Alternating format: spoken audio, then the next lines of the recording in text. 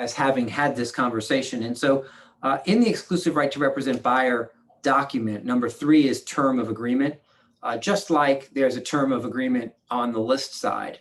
And I don't think I said this when we went through the listing side of the business. I really do feel pretty strongly about the fact that these terms, when we throw around 6 to 12 months in terms of a term, I'm just not sure I understand why we feel that's necessary. I understand that there's a sense that 6 to 12 months in these terms might be more standard. And I think if we took a vote, people would say, well, more standard would be like 6 months. 12 months seems a little bit long. And yet I see 12-month agreements a lot, right, on both the buy side and the list side. I will offer to you that my personal opinion on that is that you're sending the wrong message, right? I think you're sending on the buyer side. Aren't you really sending a message that it takes us a really long time to find you a house? And then you scratch your head and wonder why you're showing somebody 40 or 50 houses. Well, you told them up front it was going to take at least 6 months to get the job done. So after the first 30 days, they're like, wow, we got 5 more months of this, woohoo! Right? So don't be surprised that when you set the stage for a long period of time, when they take a long period of time. Instead, I would rather err on the side of, 3 to 4 months on the buy side. I love the idea of a 60 or a 90-day listing agreement on the listing side. And part of the reason I like that is from a turn the tables perspective. And what I mean by that is, what if you came to clients and said, look, so my standard agreements are 90 days. If you haven't found a house in 90 days, well, as that 90-day term approaches, we can sit down and talk about whether or not we continue together. Same thing on the listing side, right? So I take 60-day listing agreements, right? And so if the property isn't sold by week 4, 5, or 6, we can sit down and have a conversation about a potential for a 30-day extension.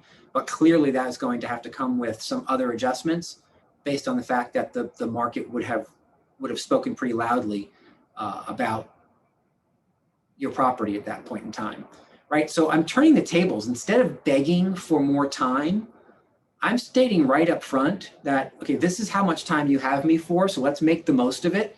Let's make sure that we get the job done together in this specific period of time. It also creates a level of urgency to make sure that we're getting the job done in a specific period of time. See how that works? I don't know.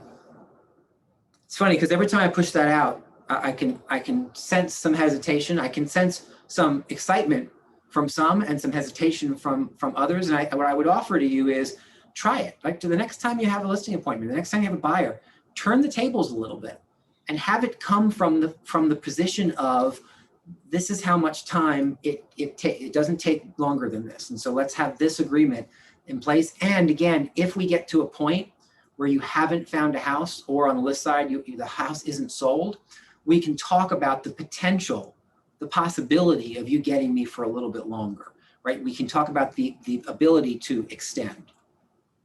But now, instead of you going back to them saying, oh my goodness, we're, just extend this for another 30 days or 60 days. Oh, I have been there and done that. It is just so tedious. I like to just kind of flip the script a little bit. Say, you know what, you need to come back and ask me for an extension. Elena, and then Donna. I really like this idea, because sometimes you don't know if you want to work with this or that buyer. You don't know how much hard time they'll get you, how motivated they are when they say something. So I tend to sign my agreements either per listing, if I'm meeting them for the first time in the field, and then I would sign for 3 months. My quick question, another quick question is, how would I extend the term of authorization? I'm looking at my agreement, it's expiring because they have an emergency trip that they had to make overseas. So I need to prolong it. What's the best way to do it? Initial Yes. it? So on either contract, the buy side or the listing contract, the simple answer to that question is just take a simple pen, cross out the old date of expiration, write in the new date of expiration, right? Which doesn't mean like scribble it all out, because you have to be able to see the old one. Just one line through the old one, write in the new one, and then just have everybody initial it. That is the simplest and fastest way to do it. Some people I know do a separate page as an extension document. Some people write a new contract with the same start date and a further end date. You can do any of those. I don't love the new contract thing, because to me then they're signing, they're kind of they're signing after the fact. Like the signature really should have happened so I would prefer you either have a separate addendum, or the simplest thing, cross it out and initial it. Donna. So I love the shorter term for listings. I think it's a great thing. I think it does two really strong things. I know it does for me.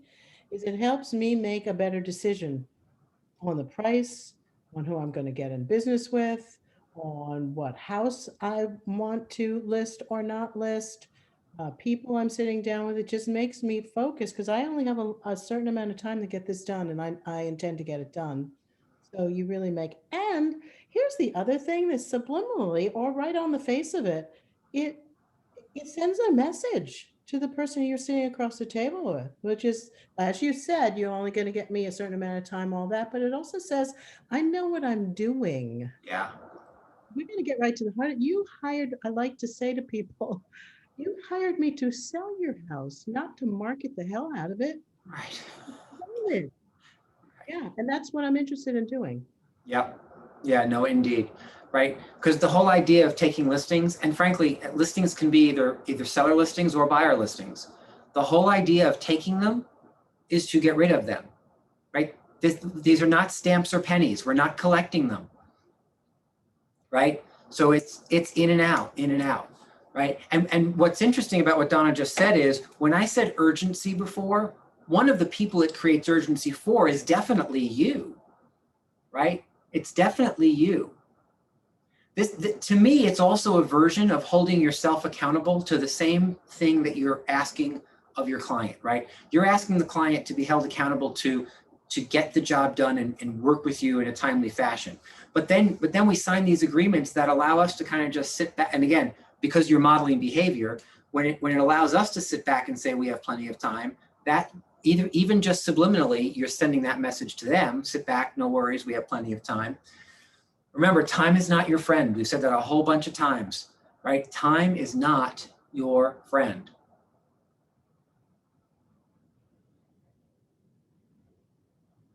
I got to speak to a buyer client and her mother earlier today. And the buyer client, and the real kicker to the story is that I found out that the buyer client is 60 years old. And I thought, so wait a minute, I'm speaking to her and her mother? Yes, her mother, who is 83, because the daughter lost a property, and the mother was upset that the daughter lost a property. And the part of the reason that I got to have this conversation was because both the buyer and the seller were represented by us, right? And so it was a dual agency, it was a designated agency situation. And there was this false idea that because the seller was also represented by a Keller Williams agent, that we should have been able to do something different to make sure that it went her way. Right, it was multiple offer scenario, and I guess they were leaning towards her. It kind of said that she would be getting the property, and then something else came in, and they said, "Sorry, now not," and we're going in this direction. Which, as most of you know, for the last 6 to 9 months, we call Wednesday, right, or Thursday or Friday. It's any day of the week. That's just the way the market is. But what was fascinating was that what they really wanted to understand was what can you tell us to give us comfort that this won't happen again? And I said, that is a great question, and I completely understand why you're asking it, and you're not going to like my answer. My answer is there's very little that anyone can do right now to prevent that from happening again. What I encourage you to do is to recognize that in this scenario, especially with the market moving so quickly, time is not your friend.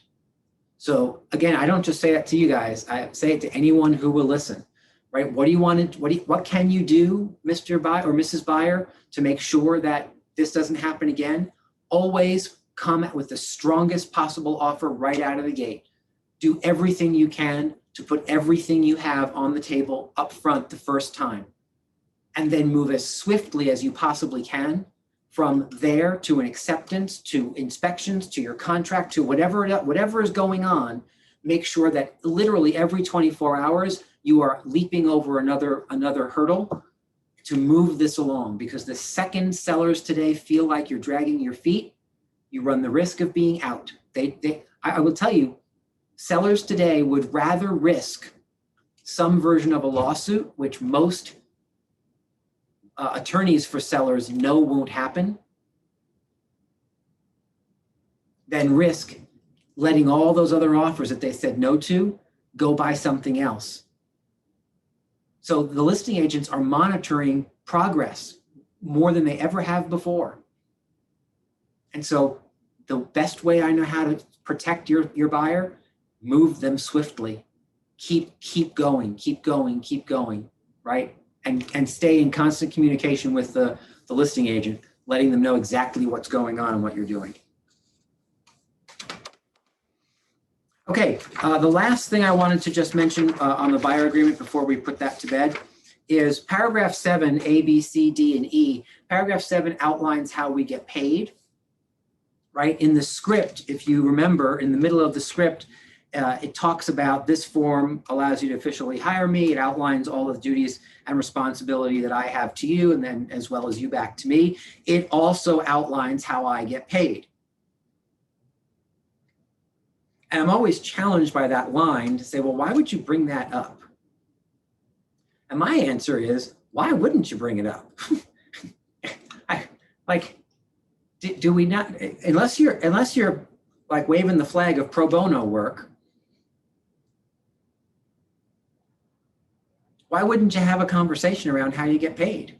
Because having that conversation sends a message that A, you do expect to get paid, B, you're not afraid to have the conversation, and C, kind of underlines the agreement that we have that says, you know what, for all intents and purposes, once we sign this piece of paper, you're obligated for the fee.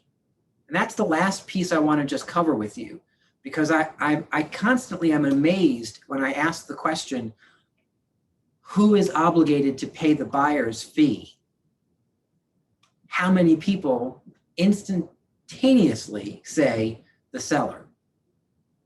That is false. That is not the case, right? It may be the case in some scenarios, but in the scenario where you have signed a representation agreement with the buyer, that buyer is now obligated to pay your fee.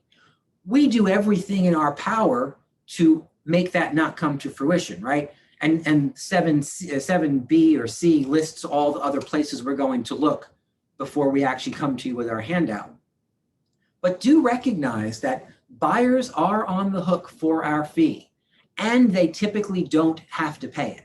Both things are true, right? But they are responsible for it as they sign to. So don't be afraid of that, and don't hide from the fact that like you're not out just for charity. You're out there earning your living, working hard for them, and you expect that there to be a payday at the end of the. Part of that conversation helps you when you have to have a conversation then later on, if in fact there is a scenario where the buyer may have to pay, right? Elena just put one on the table. She has buyers in whatever that scenario is, they're pursuing a property, and the conversation she got to have with them is that property is not offering any commission. And so since we've already had this agreement, please note that I will be looking to you to cover it. Therefore, let's make sure we negotiate in such a way that you get to add $10,000 into your closing costs and still be able to afford everything because you have to pay me. Had she not let them know up front that they were obligated for the fee, there may not be that as easy an opportunity to have that conversation. It also allows you in certain circumstances to go back to the buyer to make up the difference if in fact what's being offered out to you is subpar. Now, each of you gets to decide what you consider subpar, right? For me, I was always willing to accept 2.5 or even 2.25 if the price point was high enough and above. The second we got below 2.25 and it said 2 or less as what was being offered out to me from the sellers, I would go back to my buyers and have a conversation, right? To make sure they understood. Now, again, when you're having that conversation, you do have a responsibility to have that conversation before you bring the buyers to the property. Right? Once you're at the property and they're already falling in love with it, that ship has sailed. If you haven't had that conversation, you don't get to have that conversation after they're there. But if I send Donna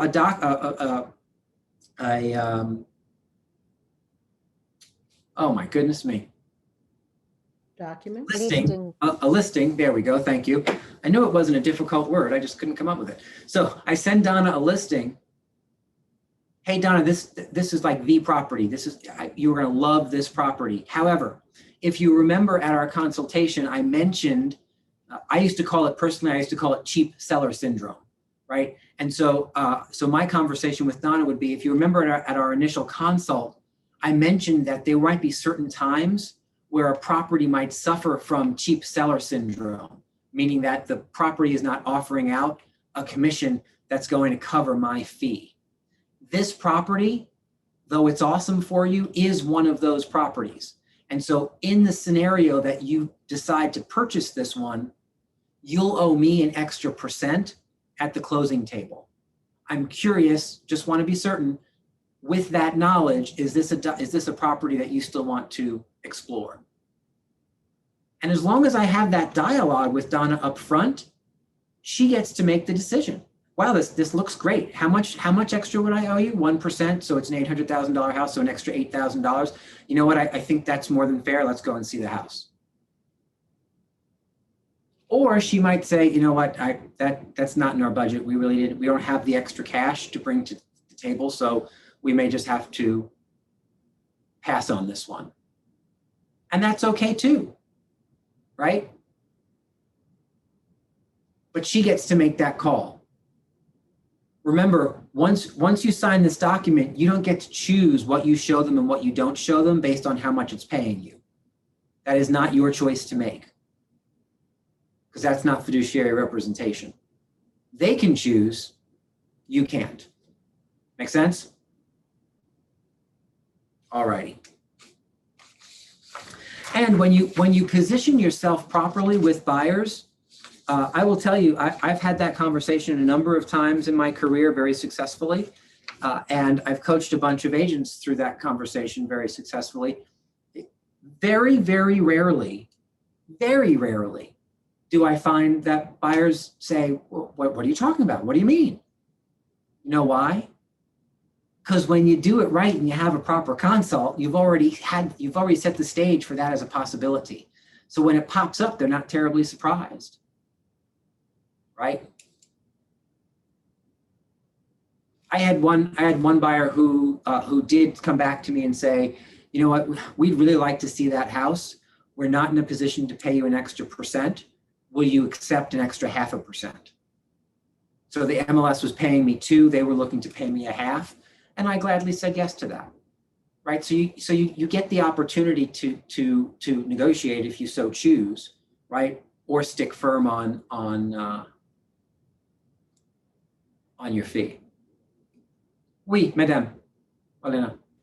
Yeah, I was wondering if it makes sense to make this buyer consult in the form of slides, because otherwise, if it's not written anywhere, it's very hard to prove who said what. And if we had that conversation, because buyers can hear you, but they don't retain the information. So I had that before. So for me, if it's not in writing, it doesn't exist. Sure. Yeah, you could certainly have you could certainly do it in slides and then send in the slide deck. You could certainly outline or bullet point, in like a one little ad slick, highlights from our buyer consultation, and just do kind of bullet points to have those things outlined. I like that idea. It's a great idea. All righty. So with that, I want to move on from the buyer rep agreement, because we do need to get through the anatomy of a buyer transaction, which we're going to start shortly. Recognize that on the buyer side, the buyers sign the document and you sign the document. I do not sign the document. So there's no need for it to come back to me. I only sign the listing side, because listings, we then go and offer out compensation on the MLS. So it comes to me for a secondary signature to make sure that if we're offering out compensation on the MLS, that we have a document that's valid that will allow the income to come in so that we can go pay it out. On the buy side, we don't have that, so my signature is not required. You, as an authorized agent of our organization, have the authority to sign on behalf of. So, any other questions on buyer consultation, or the end of the buyer consultation, which typically is that buyer document, and then you're heading out to take a house off the market? Any questions on any of that?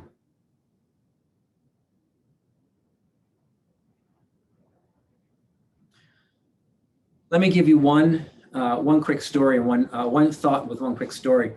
It absolutely pays to set expectations, and part of what I mean by that is one of my scripts with buyers that I was meeting for the first time was to always set the expectation of how long it would take to find a house. And I will tell you that I know that there are lots of agents who err on the side of saying things like, don't worry, I'm here for you, however long it takes.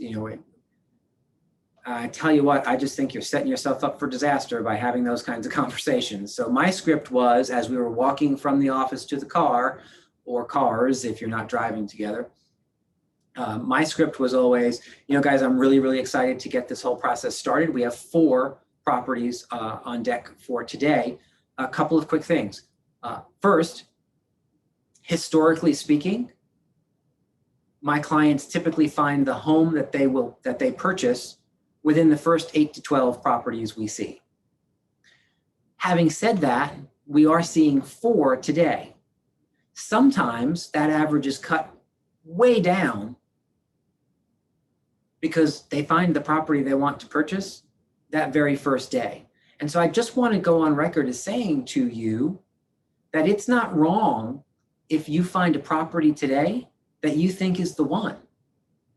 That just means that you did a really good job explaining to me what it is you were looking for.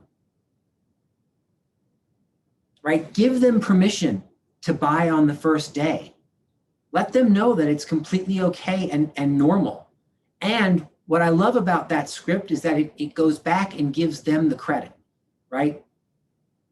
The only thing that the reason we might be able to find you a house the first day we're out is because you did such a great job in the needs analysis, telling me exactly what you needed, and then it just happened to show up, right? So, funny story. One of the first times I worked with brand new first-time home buyers, I used that script.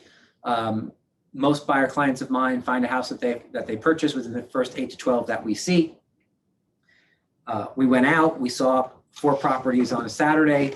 They didn't purchase any of them. We went out a second Saturday and we saw 4 more properties. By the way, I kind of like the 4 properties at a time rule. I think more than that starts to get overwhelming for everybody involved. So I like, unless it was like a relocation person who was there on a buying trip and we had to see 47 houses in 24 hours. I like the sticking with the 4 per visit rule. And so by the 3rd weekend, was a young couple. They were fun. They were always kind of jokey. They were like cute together. And we had a whole lot of fun driving around and talking and telling jokes and laughing and the whole 9 yards. Well, weekend number 3, they show up and you could just tell they were different. They were quieter. They were a little bit more reserved. So I got in the car and I was kind of, hey, how's it been? How was your week? Whatever. And they just weren't themselves. And I thought, that's weird. Maybe they had a fight on the way up, maybe whatever, something happened. And so we see the first house. They're less enthusiastic about the first house than about any house they had been to, even though it was something that seemingly should have been, they should have been excited about. So I started to ask some questions. Hey guys, everything okay? You seem a little bit quiet today. Has anything changed? No. I'm like, okay, well, I asked. So we see the first house, we see the second house, we see the third house, and they're just getting worse as it's going on. And now I'm like overthinking it. In my head, I'm thinking like, did I tell a joke that they were offended by? Like, what did I say? What did I not say? Like, is there spinach in my teeth? Do they not like my tie? I mean, going through all these things in my head about what could be causing this issue. And so we pull into the driveway of of house number 4 for that day, which, by the way, if you're doing the math, right, it was house number 4 that day on the 3rd weekend. So it was house number 12. And I thought, you know what, I just don't think this makes sense for us to keep pushing forward with them being so bizarre. And so I stopped, really now thinking that I had done something, right? I had a guilty conscience, I think. And I stopped and we were in the car still, and she was sitting next to me. He was in the back seat. And I said, guys, I just can't help but notice how completely different you are today. And I'm concerned that it's something that I may have done or not done. So before we push forward with this house, can I just ask, again, I'm a big boy. I can take it, whatever might be different, whatever might have happened, whatever might be bugging you. Let's get it out in the open so that we can continue forward the way we had been. And so they were quiet again. You can see them trying to make eye contact because they're front seat, back seat,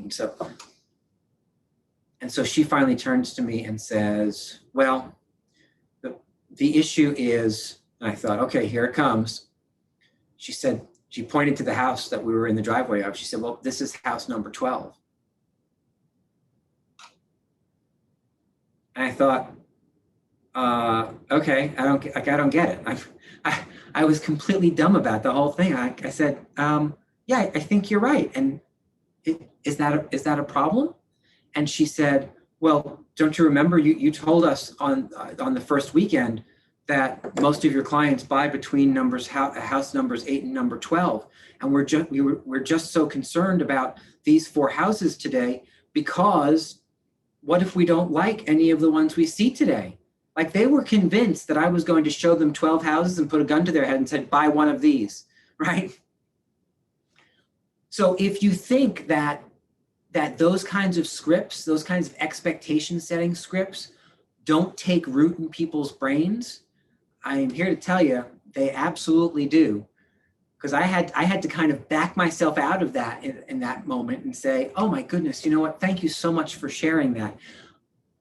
What I certainly meant to convey was that on average, buyers purchase between house number 8 and house number 12. That's just the average. Sometimes people buy within the first 4. Sometimes it takes a few after number 12. So don't feel pressure to like any of the homes that we see today simply because we're getting to house number 12.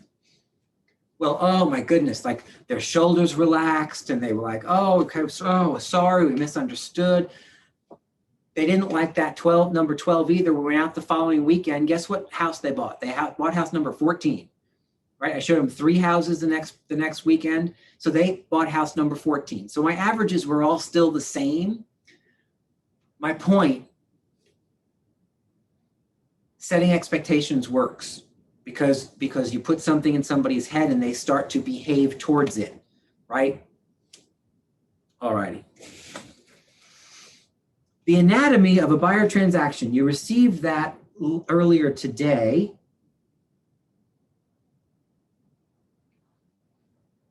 So if you're looking for it, it is in your email. It came from Joe McHugh, I believe. And so let's run through this real quick, right? The anatomy of buyer transaction starts with clearly you lead generating, getting an appointment with the lead that you've generated, consulting the lead, meeting with the lead, converting that lead, right? Having a person talk through the financing, and then showing them some property.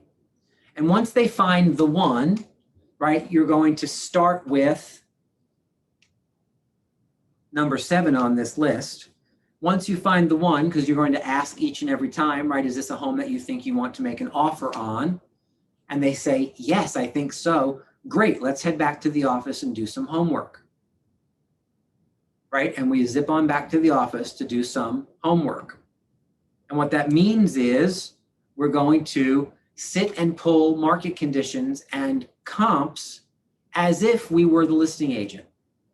And guys, that was not just what I did, that was my script. So Mr. and Mrs. Buyer, one of the things I'd like to suggest is that we go back to the office so we can sit and pull some data on the market conditions, as well as have me pull the 3 best sold comps as if I were the listing agent on this property.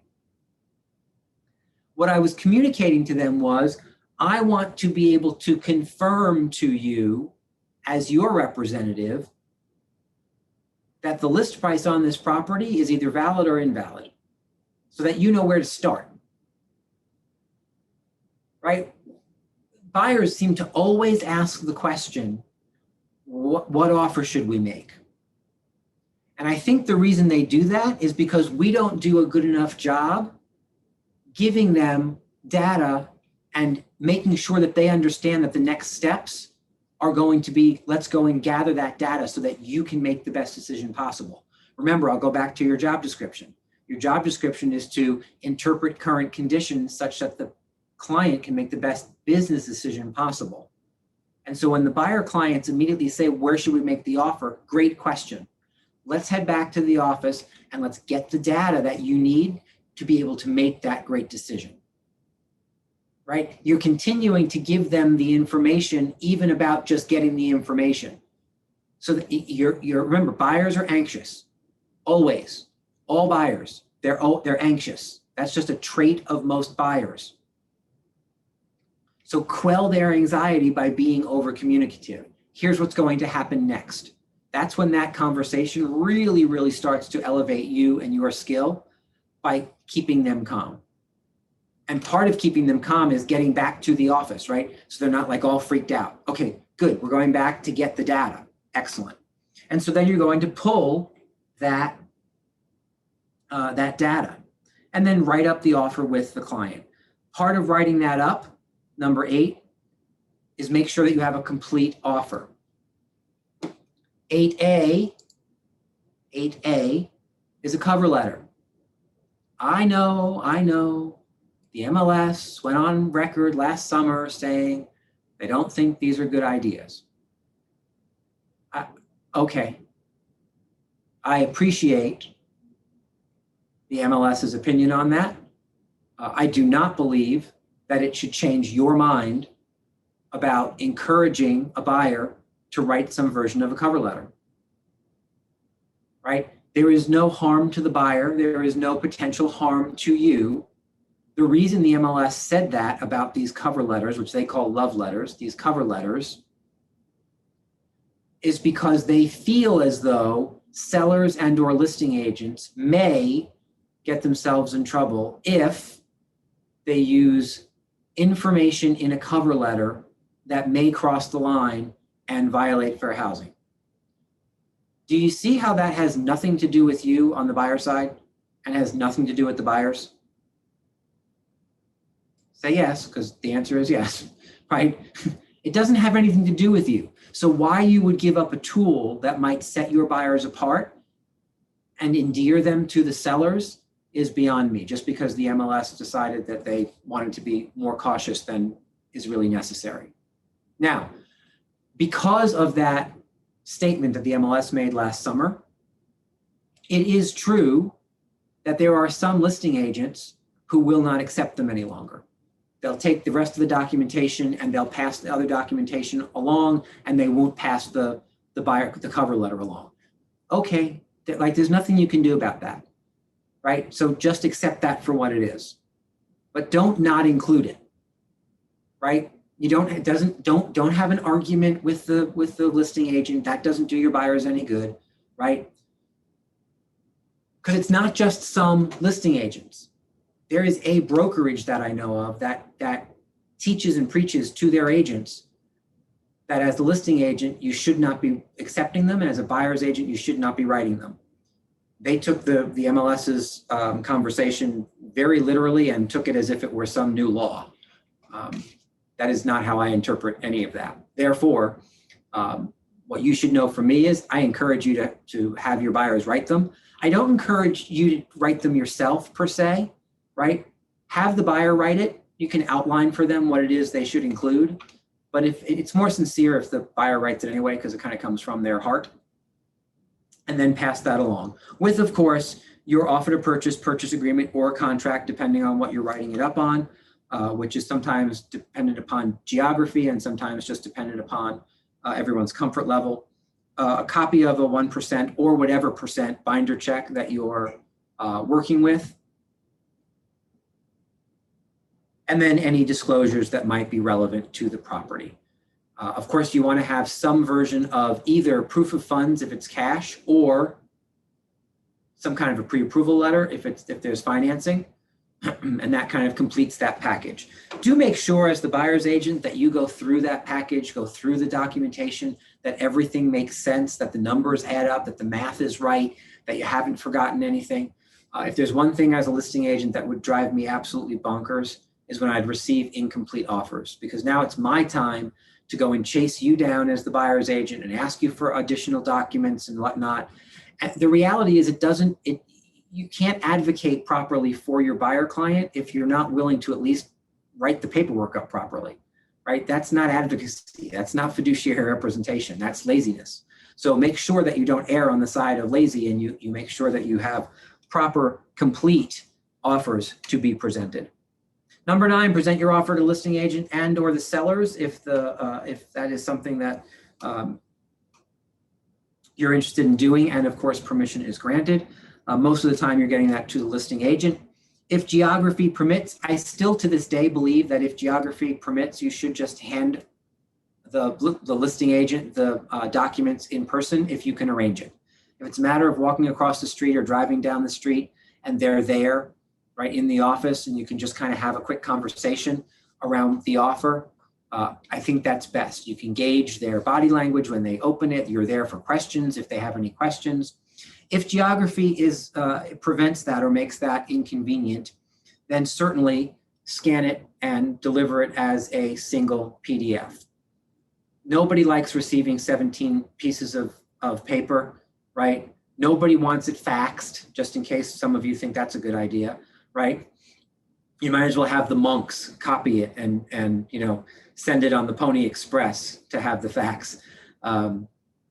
So instead, scan it in one PDF, so everything is in one document, and email that off. And here's a tip. When you email it off, text and or call the listing agent to say, hey, just sent you that email. Could you please confirm receipt? Don't just email it and then expect that they've received it, because sometimes, as we all know, emails get lost in wherever land, or they just miss it. And now you think that they're not getting back to you when they haven't even presented it yet because they haven't seen it. So take that extra step of texting and or calling and having the listing agent confirm they've received the documents. Elena. I always do 2 documents because I do disclosures, lead, and whatever is necessary separately, because they offer, it's like first draft, but they say, oh, can you change the closing date plus 3 days? And I need to do the disclosures again with my buyers. So it's convenient for the seller to get it in one document, but it's not convenient for my buyers to go through the same, and for me, disclosures and lead, because I need to do it in one offer. Or how can we do it in one document? Yeah, so what I would say is in this scenario, the convenience should be almost entirely on the seller and the listing agent at this point, right? Because you don't want to make your offer the one that is irritating. If it's a matter of just replacing a document, if you go to ilovepdf.com, right, that is a tool. I think I recorded what my class on that, or I was the front half of a class on that last week. So you can go back to the YouTube channel and check that out. It was the one I did with Dan Raposo. But that tool on ilovepdf.com, you can take a page out, put a new page in, stitch it together. It makes everything so crazy easy. So you can send a new offer to the sellers via DocuSign and have them sign the newly written one, and then just merge it with all the old documents. You can take out the old contract, put in the new contract, and merge it all. Frankly, you can do that in DocuSign anyway. And if you're not able to do it in DocuSign, you can just take the two and merge them inside of ilovepdf.com. So that's I think where I would go with that. It's like my absolute favorite new toy. It's like I wake up in the morning and say, oh, give me a PDF. I want to just play and remove a page and put a new page in, because it's just such a great tool. It makes things so simple. Number 10, ask the this is important. Number 10, put a star next to number 10. Ask the listing agent when you might hear back from them. You want to set an expectation of a speedy response. If I send something to Donna and then text her to say, hey, just wanted to make sure that you received that. Let me know if you have any questions, but please confirm receipt. And Donna says, got it. I'm going to then, again, if it's on a phone call, I'll ask her. If it's in a text, I'll text her. Can you let me know when you believe will hear back on this? And Donna might say, you know what, great question. As soon as I can get a hold of the sellers. Great. Is there any idea when that might be? Like, I'm going to keep asking the question until I get a time. I want to know a time. Donna may say, you know what, I'm hoping by 7:30. Great. Well, then by 7:15, if I haven't heard back from Donna, I'm going to make another phone call. Hey, you know what? I know it's not quite 7:30 yet. I'm just going to be stepping out for a smidge. I wanted to see if we had any answer. I do have anxious buyers, and I wanted to get back to them as quickly as possible with an acceptance. I'll tell you, I say the word acceptance as often as I possibly can in conversations with the listing agent. I do it on my own properties. Can't wait to hear that the seller has accepted this offer. Can't wait to hear of an acceptance. Please let me know when we might hear back with an acceptance. Right? I'm constantly planting that seed, whether it comes to fruition or not. Right? If I get a counter back, great. But to me, a counter is better than a go pound sand. Right? So I'll take that as a win. Number 11, monitor the response from the sellers. Do not assume that since you've not heard back that there is no answer. Guys, 24 hours, and frankly, in 24 hours, in the way this market is moving, 24 hours is an enormous amount of time. However, that is, I will stick with, that is kind of the outside of what you should expect. If in fact, for some reason, like someone's in the hospital giving birth, and if there's some extenuating circumstance, what I would say is, if I brought Donna an offer now, let's do everything we can to get some kind of an answer back this evening.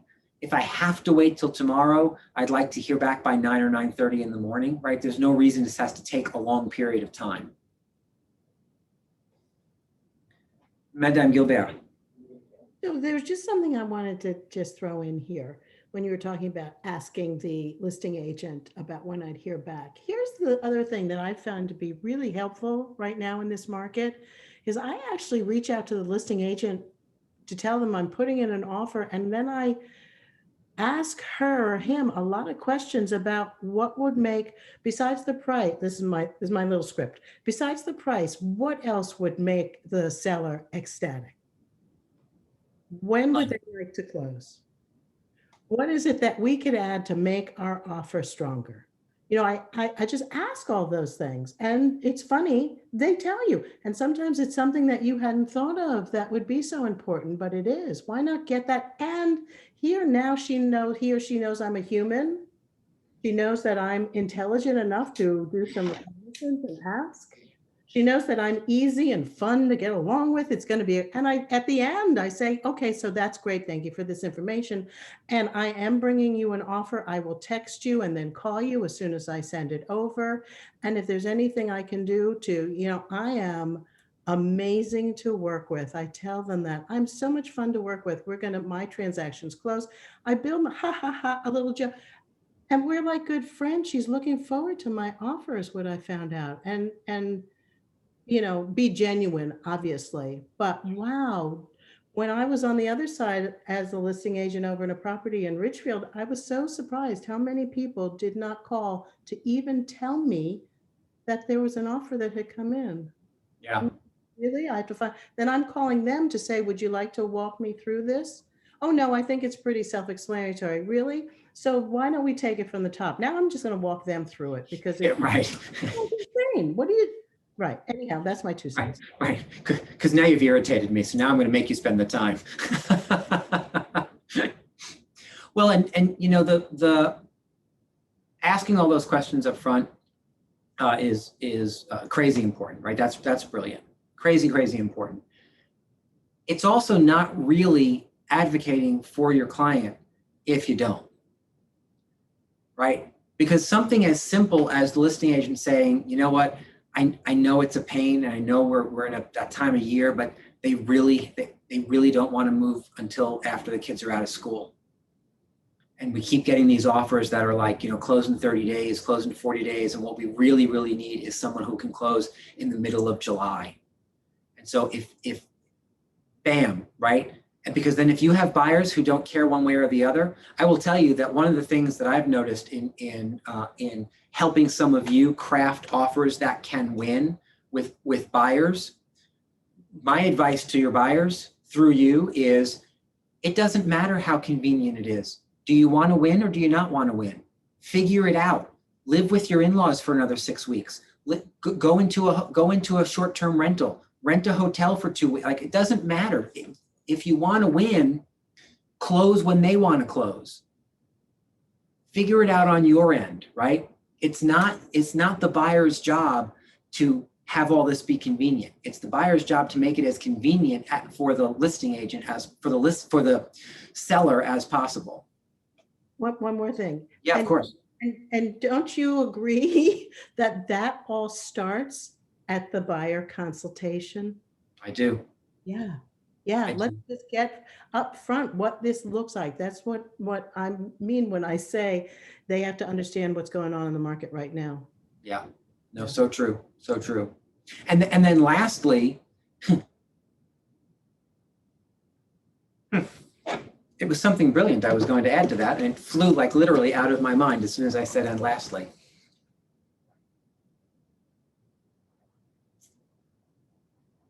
Oh, and lastly, that conversation you have with the listing agent, I believe, sends a very strong message to the listing agent, which if you think doesn't show up in how the offers are presented, you're missing the boat on that one. Sends a very strong message to the listing agent that the people you represent really want to buy this house. And in a lot of cases, right, let's address something that almost always comes up. Do you really want to give away the farm? Do you really want to be so gushy and mushy that the buyers, you're like tipping the hand of the buyers? Isn't that a bad negotiating tool? Guys, here's what I'm here to tell you. Especially today, all that's out the window anyway, right? The buyer's ability to negotiate, I'm not sure what town you're writing offers in, but right, that's already gone. That ship has sailed, right? Horses out of the barn, all those cliches. So why not be the one who shows up with the most passion and love for the property? Because if the sellers are sellers who care about their property, or if the sellers are sellers who care about someone loving the property, right? Not all sellers do. Some sellers are kind of black and white, show me the money and move on. Some sellers make decisions based on who's moving in, how many kids they have. Are they boys or girls? Is it a military family? Like some kind of connection piece sellers will make decisions on, which is why all these things matter, right?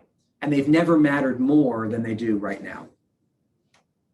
Number 12, When a response comes through, take the information down and communicate the information back to the client objectively. This is not the place for an editorial.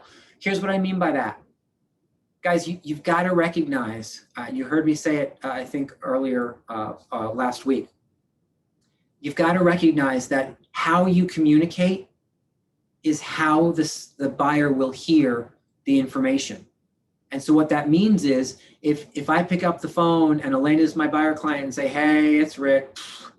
Well, guess what? This kind of sucks. You know what? I'm not sure what they were thinking, but they've actually taken your offer and countered higher than the list price, or they countered higher than, or whatever. I don't understand what's going on. These people they're clearly greedy. I don't know if it's the listing agent, and you're complaining and going on and on. Guys, why on earth would the buyer say, oh, well, that's uplifting, let's keep moving? Instead, if you call and say, hey, exciting news, we have some word back from the seller. Remember, we talked about how crazy the market is. Well, here's a bit of an example of how crazy things are, right? So they're countering at X dollars, right? Which, as you may note, is kind of $5,000 over the asking price. Even though your offer was $5,000 under the asking price, they're now countering over. And so I'm curious, knowing full well that you are in control of this situation because you have ARM, right? Remember what ARM is: accept, reject, or modify.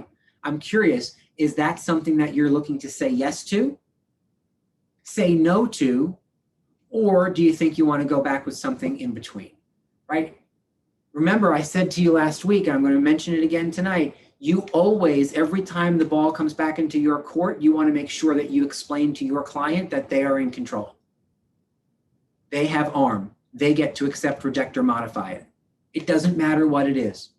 If the list price is $700,000 and Elena's offer came in for $715,000 and the counter is $740,000, those are just numbers. That's just the market. That's just what's happening. Let me ask this question: can sellers counter an offer higher than the list price? Yeah, of course they can. It's their house. They can do whatever they want, right? I'll tell you, 6 months ago, the call I got the most during the course of a week was, Rick, I don't understand what's happening.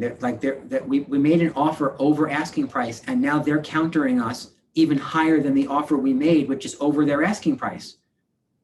They can't do that. I'm like, well, of course they can. I'm like, what makes you think they can't do that, right? They own the asset. They're going to squeeze that asset in this market for everything that it's worth, right? And by the way, Mr. and Mrs. Buyer, if you remember back in our consultation, we talked about the fact that this is how this was likely going to play out, right? It shouldn't be a big surprise because the consult told them the arena they were stepping into. Number 14, counsel the client, understanding that their goal is to be in this house. Confirm with them that this is their goal and then advise them accordingly. Don't make assumptions about any term. And so that's written because I want to make sure that each of you recognizes that you have clients who are adults, who earn their own money, who are not asking you to spend your money on this house. It's their money that they earn, and they get to spend it the way they want to spend it. And the reason I say that to you is because I find too many people from the right place believe that part of the job is saying things like, oh my goodness, Donna, I can't let you overpay for this house. Oh my goodness, I can't let you spend that much. Oh my, if you have, when you're a seller, you'll never get that back. I don't know that it'll ever appraise. Oh my goodness, guys. As someone who has been in this position, the house I currently live in, I was in a bidding war with. I told you that story, right? Because it was my own listing. I was in a bidding war. We went 3 different times to highest and best because the sellers just decided that people would keep throwing money at them. And one of those people was me, and they were right because I wanted to live there. And it had nothing to do with I liked the house. It had everything to do with I needed a house that met certain criteria, including a separate bedroom area for my with a full bathroom for my father-in-law who lived with me. And there wasn't a whole lot on the market where I wanted to live that met those criteria. So when this one came on, I was going to spend what I had to spend to make sure I came out the winner. And almost everybody in my immediate circle, including my attorney, and including many of my colleagues in the office, kept telling me how crazy I was for overspending on this house. Why are you doing this? What's the big whoop with this house? Why don't you just go buy a different house? You'll never get your money back out of that house. And I have to tell you, I knew they were saying it from the right place, but after a while, it got really irritating to me. I didn't like that people were telling me how to spend my money. And so I give you that example because in this, especially in a market like this, the job is to help them understand where the market kind of is, which right now is very difficult to do, right? Because finding in the best 3 sold comps is always in the rearview mirror. And if the market is continuing to appreciate, those best 3 sold comps don't give you the front view mirror. Donna, there was something I think that was mentioned on a James Shaw call about this. And so I saw you light up. So why don't you tell us that? Because it's actually brilliant. Go ahead and give us that info. Yeah, it might have been this morning or maybe it was yesterday. But anyhow, several of the agents went in that scenario and they're bidding higher than the asking price and they can't find the comps to necessarily support it. If there are houses that are pending in that area, agents are reaching out to other agents and saying, I know you can't tell me, but is it over asking? Is it a certain percentage over asking? To do the reconnaissance again, to know that the bid that you're putting in can be supported by comps that are coming. Yeah. And then documenting that and pointing that out, frankly, for the appraiser. Yeah, so true. Be really careful that you don't fall victim to either telling someone how to spend their money, right? If your client says, I want to live there, you do what you can to help them live there, right? My script for that was, in most scenarios, Mr. and Mrs. Buyer, the last thing that I want to say to you is spend more money. However, in certain scenarios, spending more money is likely a big part of the winning hand. And this is one of those scenarios. And so I want you to take a look at what you think you might be willing to spend on this particular property, knowing that every dollar over the asking price is buying you some insurance.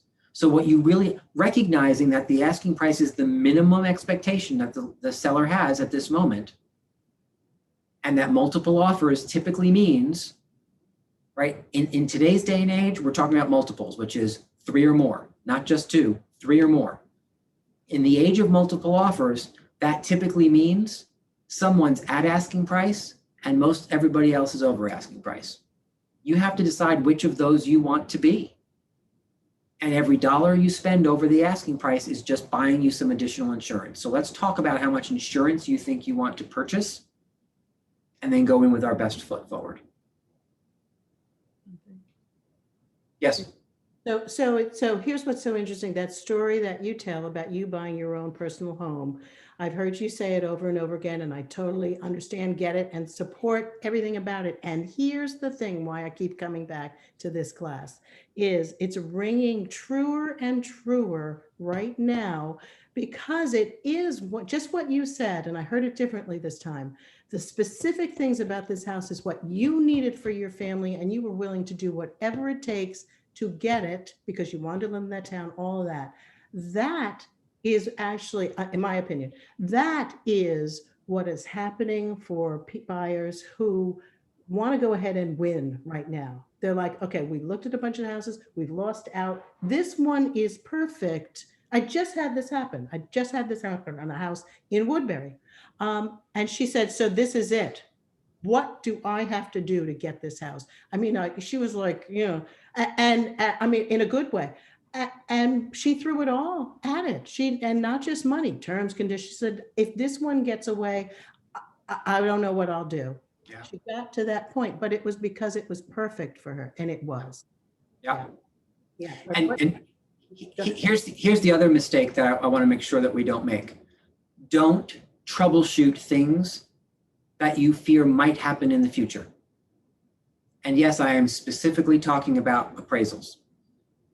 For some reason, real estate agents live in constant fear, it seems, that the house won't appraise. And so when people start to really overbid and outbid, the first thing so many of you are saying is, well, we really need to be careful because the property won't appraise. Guys, if they don't choose your offer, you don't have that problem, right? So you have to take step number one. You have to walk before you run, right? Take step one first, win the property. And then if in fact the appraisal comes out screwy, and then go back and figure that out. But too many people are pulling the reins back on buyers saying, oh, you know what, this will never appraise. I think if I hear the term, it won't appraise one more time, I may strangle somebody. Because it is such a, it blocks people from taking the winning step. It's a separate issue. Appraisal issues, if they show up, because here's the other thing, appraisal issues 6 months ago to today are way, way down. Way, way down. They are not increasing. They are not flat. They are continuing to decrease as the higher price comps, as the market momentum comps are closing, right? Or have closed. So just be really careful that you're thinking this through linearly, right? Don't project ahead. You need to know what we need to do right now to get the win. And then once the win comes, if something else happens, well, we'll address it then.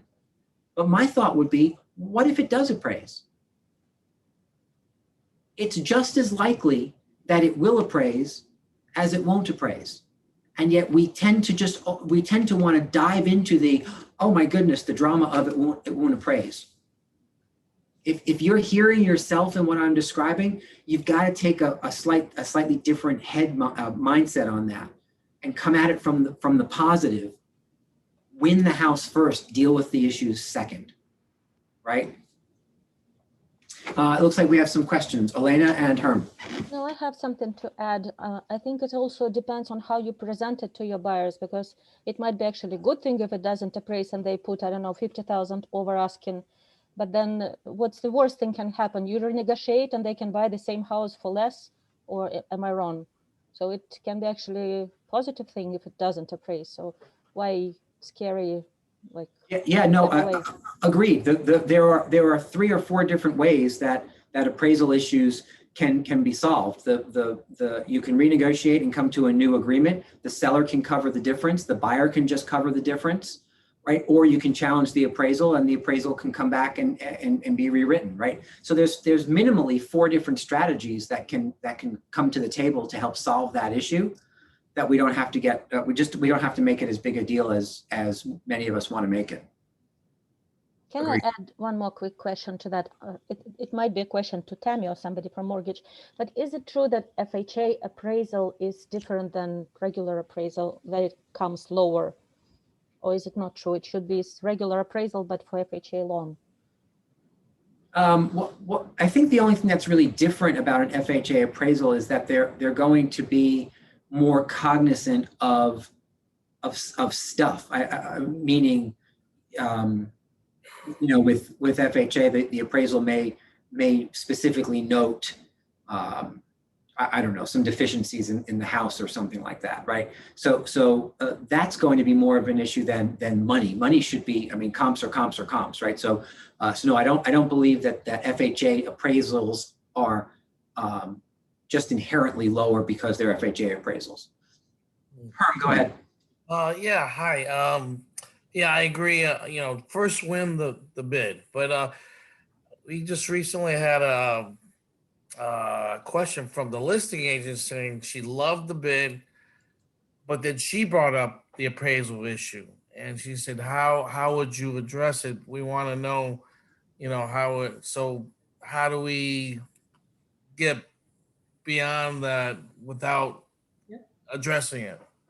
Yeah. So there's a couple of, again, I just gave you 4 strategies, right? So part of the answer or the entire answer could be, Herm, that's a great question. Experience tells us that there's 4 different solutions to an appraisal issue. Number 1, the buyers make up the difference. Number two, the sellers make up the difference. Number three, that we renegotiate and come to some kind of agreement in between. Or number four, we challenge the appraisal. Why don't we do this? Why don't we see what occurs? And then knowing we have each of those four strategies, we can kind of pick the best one and go from there. Because we don't know that the property won't appraise.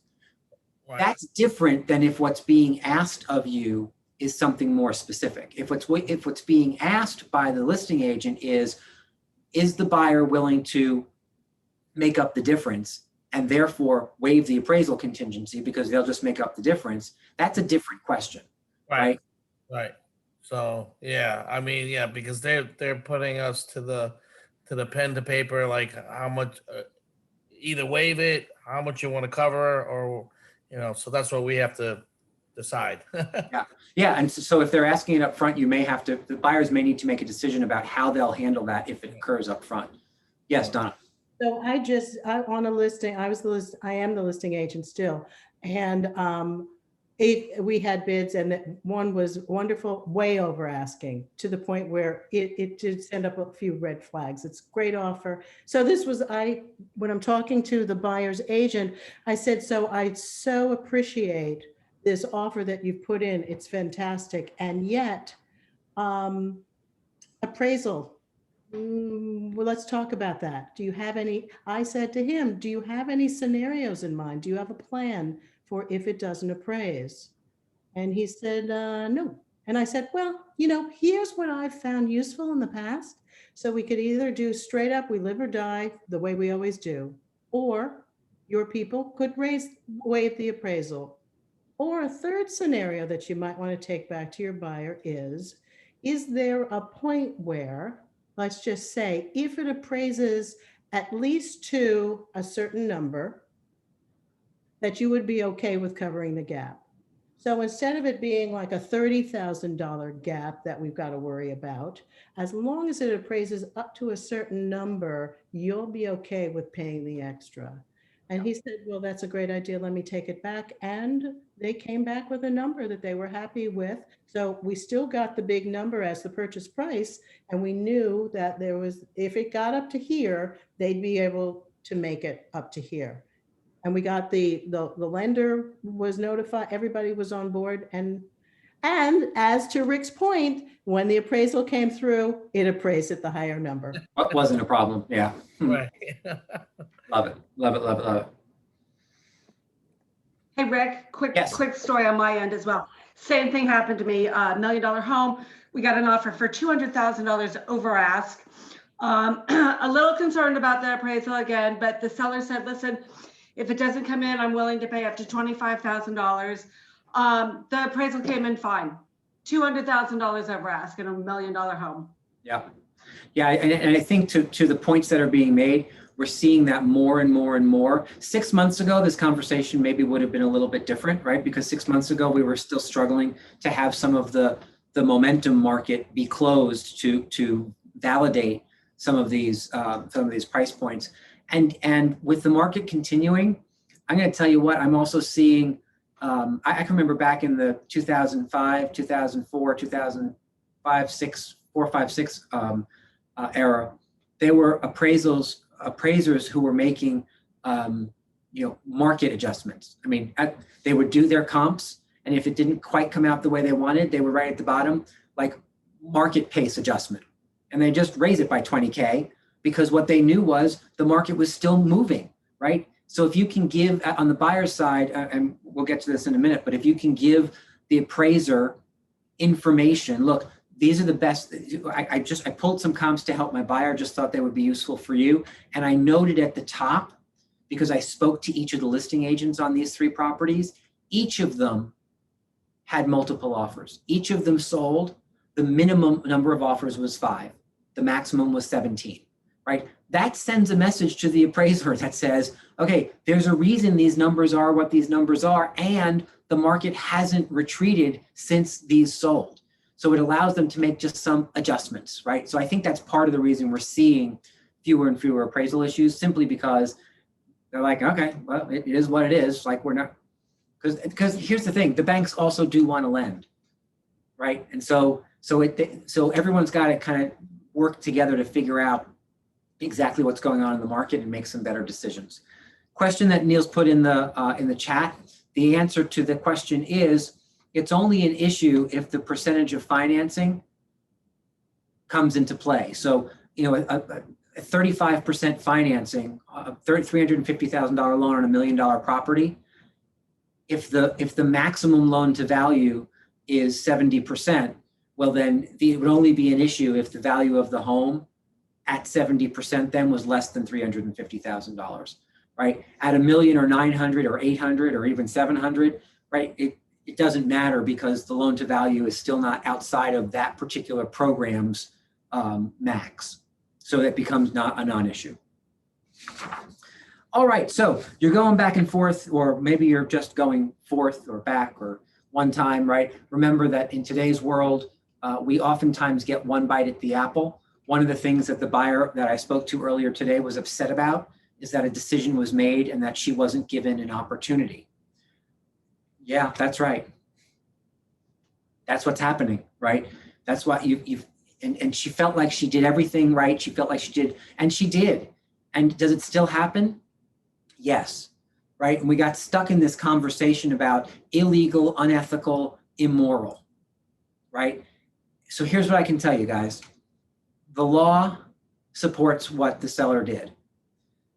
The code of ethics supports what the listing agent did based on the fact that she was following lawful instruction of the seller.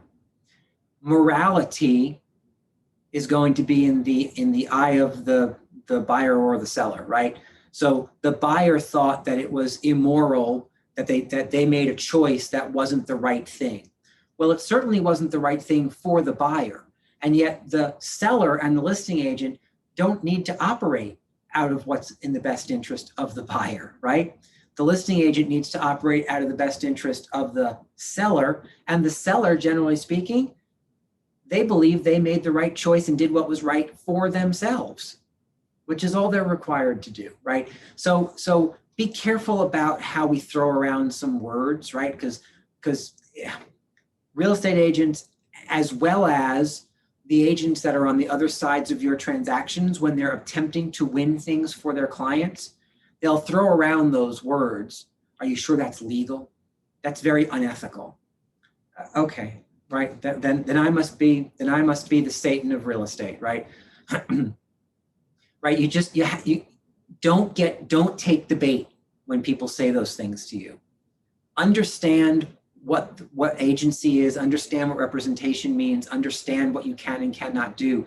Understand that well enough that you know if somebody says that to you, you say, you know what, I appreciate the fact that you're frustrated.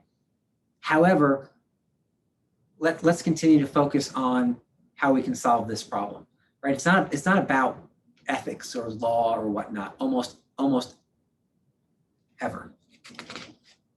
All right, once you have an agreement, you'll rewrite that offer, as Elena pointed out before. You'll get everybody to sign that.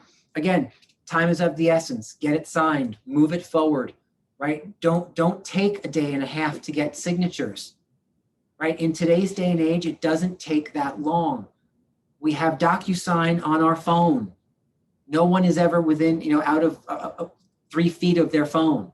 So there's no real reason that someone shouldn't have something signed within a few hours at most. I love the idea today. Well, they're at work until 7 o'clock. So they never look at their phone during work the entire day. Like, what are you talking about? I don't understand what that means, right? So as the buyer's agent, I want you to take a stand and be firm about getting documents signed in an expeditious manner, because you really need to move things forward. Again, number 18 says 24 hours. In today's world, I think that's too long. I think a couple of hours is more than reasonable.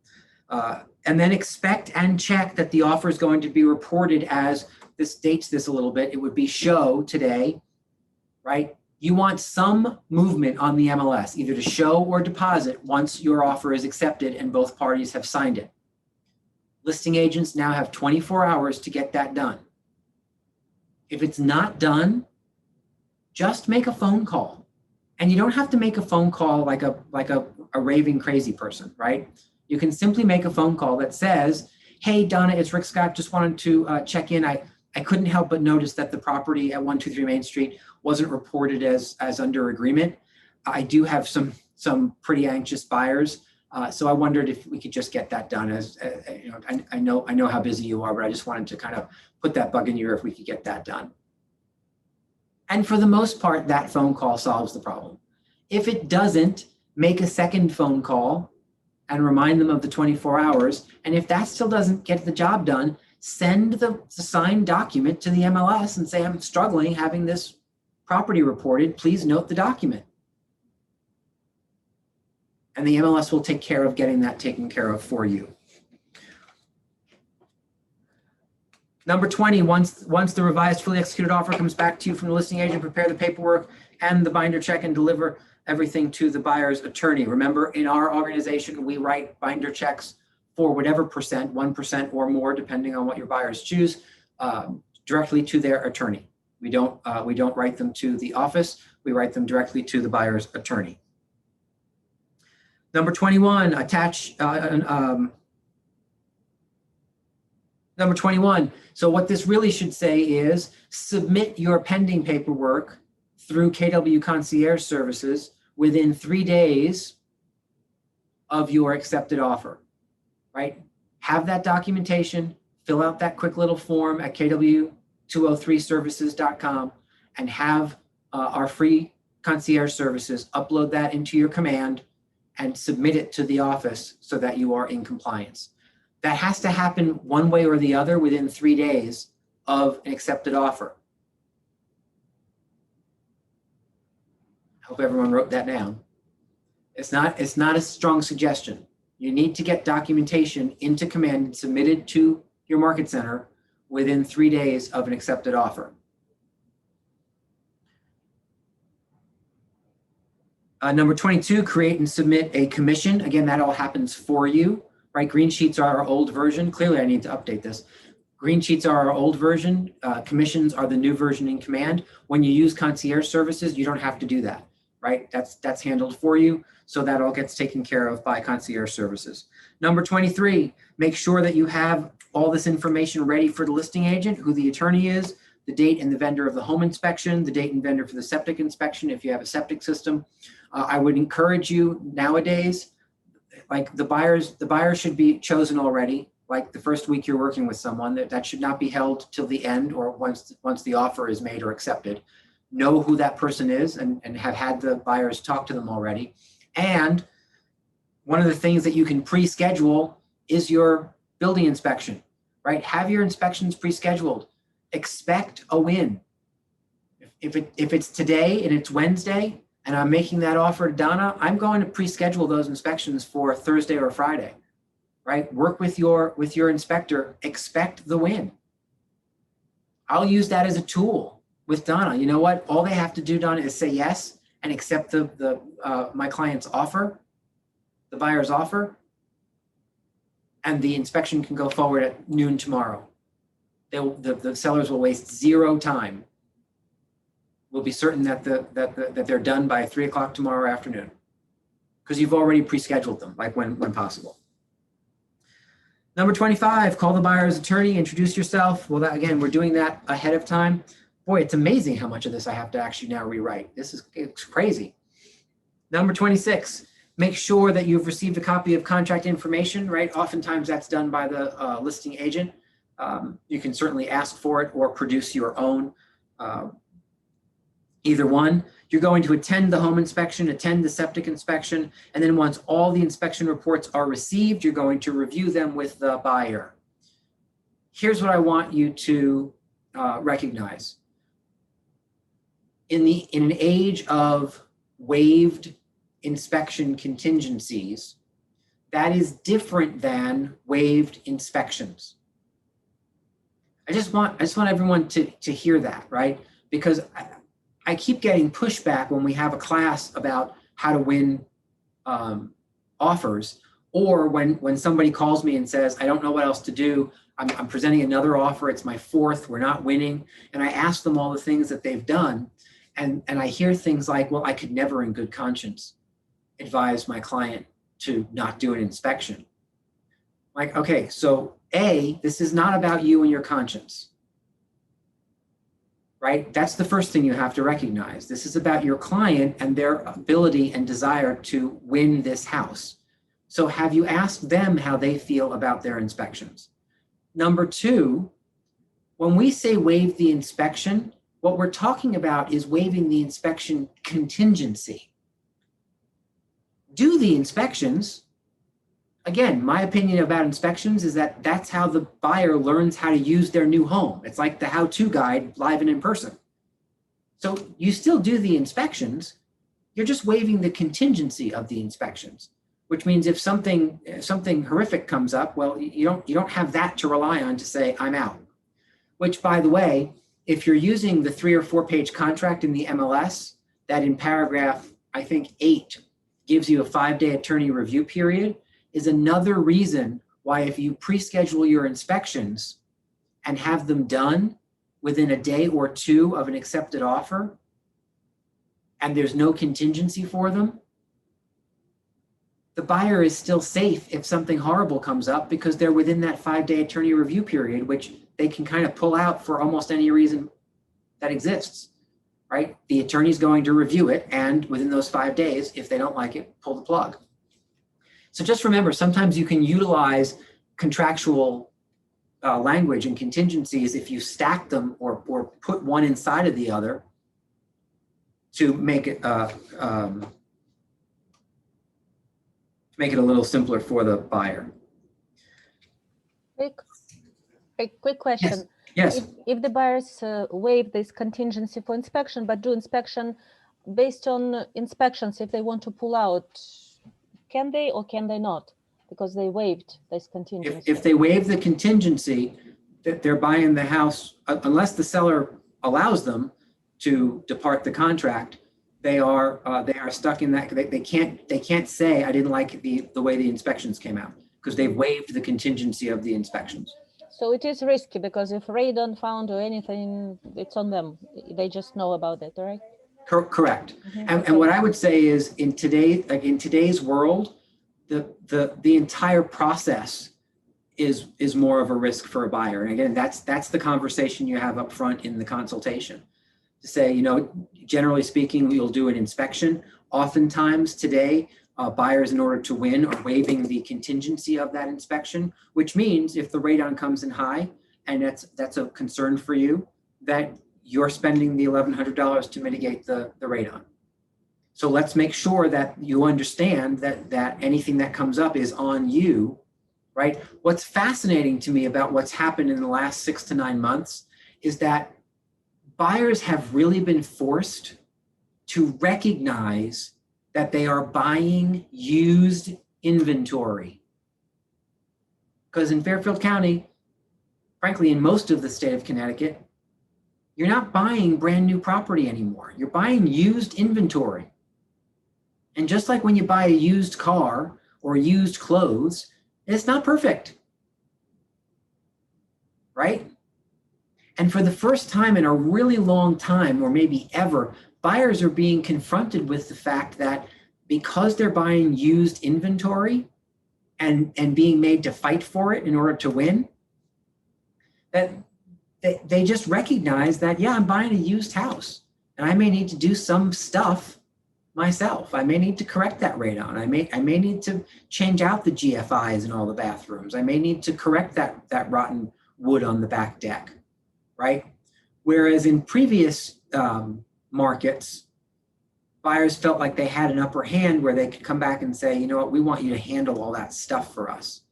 And we've been in that market for so long, because frankly, we've been in that market since 2008 or so, right? So we've been there for more than a decade, and everyone's gotten so used to having those conversations that it almost feels normal that buyers walk in and say, no, I want this, this, this, and this done. That's not the way it's always worked.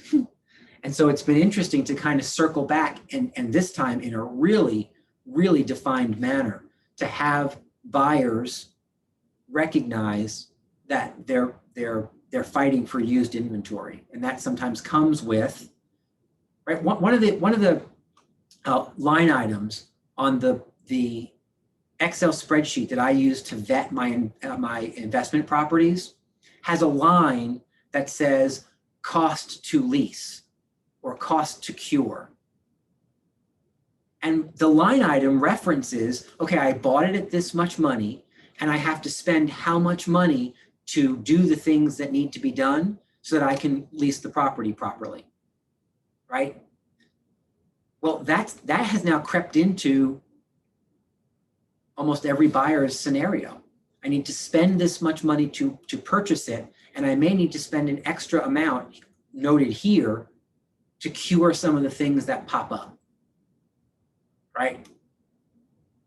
I kind of think it's a wonderful thing because it has been my opinion for ages that no transaction should actually fall apart based on inspection items. I know some of you think that I'm like a lunatic crazy person when I say that. But the reason I believe it is because if we were doing a better job prepping buyers for what an inspection really is for and prepping sellers for what they can expect, we wouldn't run into these issues of, you know, they're walking away because the seller won't do the radon and they won't do the radon. I mean, my goodness, really? We're talking about a $750,000 house and we're talking about $1,100 radon installation. Give me a break, right? That's because either one or both parties was either not prepped properly for inspections or was prepped incorrectly, right?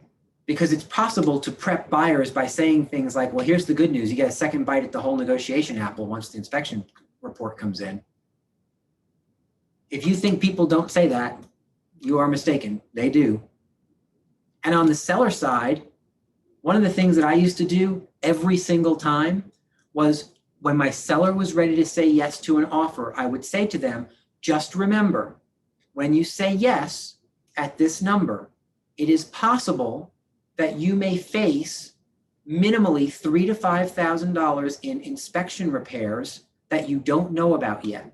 I want you to make certain that by saying yes to this number, if that $3,000 to $5,000 comes up on inspection, that you're okay handling that as well, knowing that it'll decrease your net.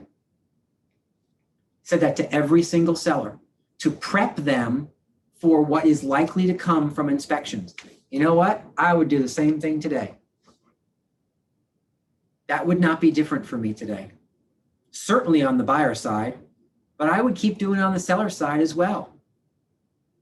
And the conversation might be, you know, Mr. and Mrs. Seller, knowing that you are in the catbird seat with all these multiple offers, I just want to prepare you that even though the inspection contingency is waived, and even though you've got all these multiple offers, it could well show up that when the inspection is done, the buyer may discover something and come back to you and ask you to help contribute to it. And so I want you to just think through an extra $3,000 to $5,000 just in case. Well, but why wouldn't we just say no? Well, you have that opportunity. However, what you may find is that these buyers are willing to say yes to so many other things that are important to you that you may find that if they come up with one thing at their inspections that saying no would drive them from the transaction, that the rest of their terms, what they're willing to pay, when they're willing to close, the rent back scenario they've said yes to, or whatever else, may be worth it to you to concede. I'm not saying that's our plan.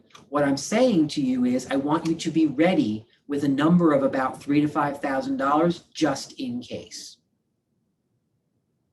And now, if for some reason that they're kind of panicked about that, well, then negotiate differently up front. Say yes to a number $5,000 higher to have that just in case. Do you see how that works? You're prepping people ahead of time so they're not freaked out when you're starting to say it or it pops up during the negotiations.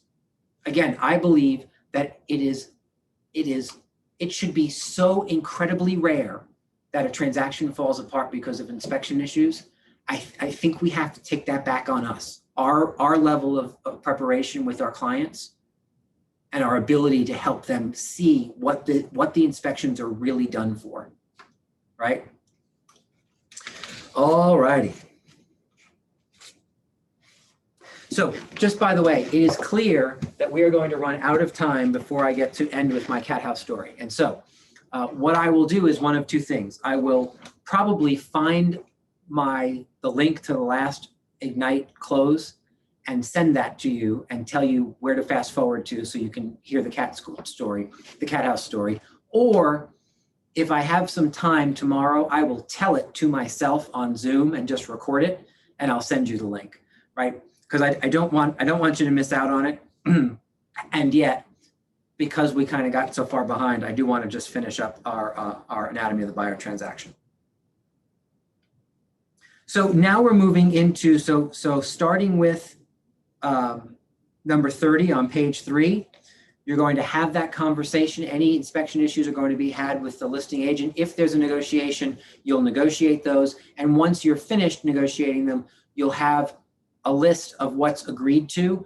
I personally would have the buyer and the seller sign that list and make sure both attorneys have it so that there's something in writing where there's some agreement to inspection items, right? Oftentimes they don't get inserted into the contract, and then we just have this verbal agreement that suddenly somebody has selective amnesia towards the end and we don't have anything concrete. So if it's not being given to the attorneys to be put into the contract, which sometimes can cause a problem with funding, right, with financing. So there's a balancing act there. Having a separate document that outlines what will be done and having everyone sign it, I don't think is a bad idea. That's number 32. 33, check in with the buyer and the buyer's mortgage loan officer. Be sure the application's been made. Make sure that the appraisal has been ordered and is on schedule. Make sure that the buyer has an appointment scheduled with their attorney to sign the additional contract, if there's an additional contract, right? Sometimes the parties will just use the standard contract if it was submitted on one. Sometimes the attorneys will replace that contract with something everyone has to sign. So depending on the scenario, if you have to have buyers see their attorney for contractual reasons, make sure that's happening. Always be mindful of the dates set forth for any kind of contingencies to make sure everyone's meeting those dates. Once application's been made, that's the appraisal. Meet the appraiser at the house. When at all possible, you should do that, right? To make sure that the appraiser is seeing everything they need to see. You're able to hand the appraiser in a dark, nondescript envelope, right? The comps that you want to make sure that they have, and any other information, like if you found out that the comps that you're providing to support the sale price also had multiple offers. Those are important things to be able to tell the appraiser.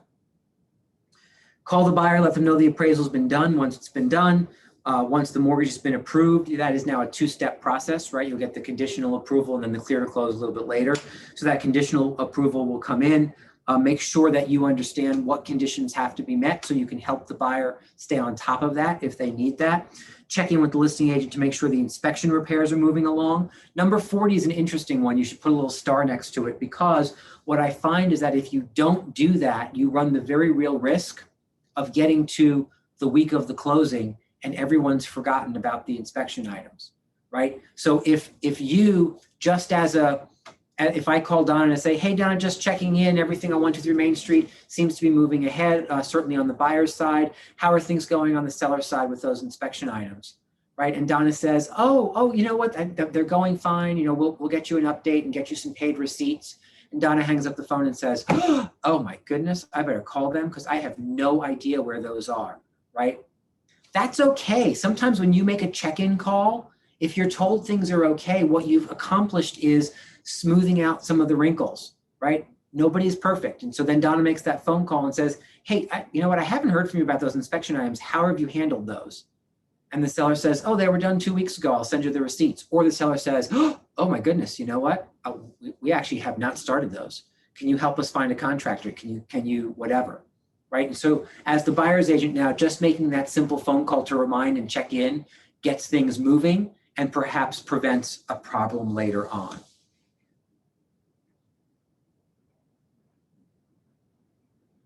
41, check in with your market center to make sure that the 1% binder check has been released, except we don't receive those anymore. So again, another piece I have to update on here. But do make sure that the invoice has gone out, right? Because the market center will send the invoice, and then and checking in just to be certain. That usually happens between about a month prior to the closing date that you've submitted, right? So about 3 to 4 weeks ahead of time, Sam and Deb will send those invoices out. So just checking in to make sure that that's happened. If there's a gap, just like on the listing side, if there's a gap in between all of those services you're providing and the actual closing date, you want to make sure that you're touching base every 2 to 3 days, and also have a reminder system. Remind them about transferring mail services. Remind them about getting their new license at DMV. Do they need a source for movers? Do they need more packing boxes? Do they need cleaners from where they're coming from? Right, all the same things that you had conversations with on the listing side, you want to make sure that you have on the buyer side as well. And 42G is really important. Remind them, maybe constantly, that they can't do anything stupid to screw up their financing. And so that means don't quit your job, please. Don't buy a boat, please. Don't take out a new credit card, please, right? All these things that you think you wouldn't have to say. And yet I can tell you in the last 18 months, every single one of those has happened to buyer clients of ours. My favorite one was the guy who 2 weeks before the closing quit his job. I said, okay, why did you do that? Well, I didn't like it anymore. Okay, you've been there for like 9 years. You couldn't wait 3 more weeks? That became a really big problem. That was the biggest one because it clearly, the bank will do another credit check and another verification of employment in most instances right before the closing. He no longer met the verification of employment. It did close. It closed late because he was transitioning to another job. The job wasn't starting for a month and he thought he'd take some time in between. Bad decision. But again, remind them that their credit can't change, their income can't change, like everything about their application needs to stay the same until the day after the closing. Day after the closing, you want to go hog wild, well, that's your business. But before the closing, keep it all the same. And then, of course, you're going to start prepping for the closing about a week ahead of time, talking through how you're going to do the walkthrough, right? Remember that the walkthrough is done to make sure that the house is in the same condition it was the day you inspected it, right? There's no holes in the walls from people moving out. All the things that were supposed to stay are there. All the things that were supposed to be removed are removed. Remember that normal wear and tear as it was experienced at the inspection is normal wear and tear. So if there's all little holes in the wall, right, from nails that from where pictures were, I actually got to a place where I would bring my own nail to the walkthroughs. And when people would say, oh, well, what is that? Said, like, it's a nail hole from where a picture was. And look, it fits a new nail right here. So we can just put one in and hang a new picture there when you move in. Like those are not walkthrough items, right? That's normal wear and tear of a house. Can you imagine if we had to make sure that everyone patched up all the little holes and then had to repaint everything? I mean, that's ridiculous, right? So let's be clear about what we are doing at the walkthrough and what we're not doing at the walkthrough. If something is at issue, if something is missing, or for some reason they moved out, when they moved out, they put a big gash in the front hallway wall with their furniture or whatnot, take a picture of it, send it to the attorney, and then just continue on, right? The attorneys will discuss that at the closing, and you'll figure out some path forward to make sure that the buyers don't have to just accept the property in that condition, knowing that it's in a different condition than when they inspected it. Number 47 says attend the closing, and we all know that that's happening far fewer today, far less often today. But certainly know when that closing is. Be supportive. Be around for the closing. Know that that's a perfect opportunity to ask for testimonials, either video or written testimonials, and then be on the phone. Be texting back and forth to make sure that the closing happens smoothly. Right? Be available for it. You're the one who has all the data. You were there from the start to the finish. So if there's any questions, you probably have some answers. So make sure that you are available if you're not going to be there. Of course, congratulate the clients after the closing. That may also be an opportunity for you to obtain a written or a video testimonial if you're going to meet them at the house after they close, to deliver some kind of a closing gift if that's your thing. And then of course you have the follow-up, right? So you all know my follow-up for orphans and for sold listings. It's the same for sold buyers. You're going to have a phone-to-phone or face-to-face conversation with them within 48 hours of the closing, then within 7 days of the closing, and then within 30 days of the closing. So it's 2 days, 7 days, 30 days, right? So in the first 30 days, you have 3 communications with them to make sure everything is going great, to see if they need anything, to touch base, to see if they have any referrals. When people buy a house, guess what? All of a sudden, everyone they know seems to buy a house. So then now you're asking them for referrals, and put them into your 36 touch program to stay in communication after that 30-day check-in, right? The 3 times in 30 days. And you are off to the races, building a past client database. Guys, that is your anatomy of a buyer transaction. We have 1 minute left. Squeaked that in. Any questions, comments, concerns on anything that we did not, that was not clear on the buyer side? I know we kind of did it really quick in the last 2 days, but we did get through at least the foundational discussions that are important for you to have. Any questions or concerns, comments? Yep. Yes, ma'am. Me? Okay, quick addition. We didn't discuss the escalation clause, which might be the only one strategy to win now, but just throwing it here. Sure. I used it 4 times already. Yeah. So escalation clauses, again, we have gone through escalation clauses pretty much ad nauseum in other sessions. Typically sessions called How to Win Your Buyer Transaction, right, or your buyer offer. So what I'll do is I'll deflect, if you want to hear more about using escalation clauses, what it is, how you use it, I'll point you to our YouTube channel and just click on one of those trainings I've done in the last couple of months. Again, I think those classes were called how to win your buyer, how to win the offer with your buyers, or something to that effect. And there's tons of information on escalation clauses. Great point, and there is that resource for it. Christine. Yeah, so just to Donna's point, that strategy about calling the agent, I had the similar situation this weekend. The house was listed for $495. We knew it was highest and best Monday by 5.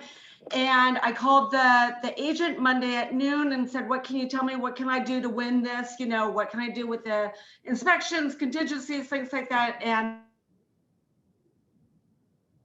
she told me, she said, well, we have 5 offers and none of them are yet 530. So she basically told me the highest price for me to go in at, which I almost fell off my chair, but it behooves you to call that agent, introduce yourself, and have that conversation. Yeah, I love that. I love that, right? And I love that because people don't believe it when you ask the question, some of the things that actually come out of agents' mouths, right? Now, it would be my expectation, unless your seller told you to disclose that information, that when you are on the list side, that you will not disclose that information, right? Until or unless the seller gives you that okay. However, on the buy side, it's not your job to make sure that that information stays confidential. As a matter of fact, it's your job to legally obtain any information that could help the seller, so that could help your own buyer. So if the listing agent wants to have loose lips, maybe that listing agent thought that by delivering that that number, it would prompt the buyers to hit that target, right? So maybe there was a strategy behind it. Regardless, it was more information that you got to have only because you asked. So really great confirmation of an excellent strategy. All right, guys, That Thank is you, our Rick. time together. We do not have a session tomorrow. We are finished for a bit. So just so you know, I am working on a complete redo and rewrite of what we just went through to recraft it such that we don't run into these issues via Zoom where we're shortening it to 2 hours and run out of time for content. So I'm working on a rewrite of this course that will, as we move into a more hybrid setting where some people can come to class if they choose, we'll do the rest via Zoom. So watch for that, because I am working on it. I'd like to be able to work more more breakout opportunities and more rehearsal opportunities into our time together. And as I'm rewriting that, know that the month of June into July is going to be, the theme of those months is going to be rehearsal months. So for everybody, for the entire Market Center, I will have opportunities to do some rehearsals, either in productivity coaching or outside of productivity coaching. I'm going to be doing some things with groups as well. So watch for those opportunities. I hope this was helpful. It is always my pleasure to spend time with you. This is my favorite thing to do in our world, and so the fact that you choose to spend your time with me doing it is truly my honor. And so I thank you for it. I know that it's sometimes a long drag, 2 hours on Zoom. So thank you for your time and your efforts and your attention. Any questions, any comments, any concerns, you know where to find me. Most of our sessions have been recorded, except for the ones where Stuart didn't remind me in time. And sorry, Rick. And so you do have those to go back to if you missed anything or if you wanted a refresher course.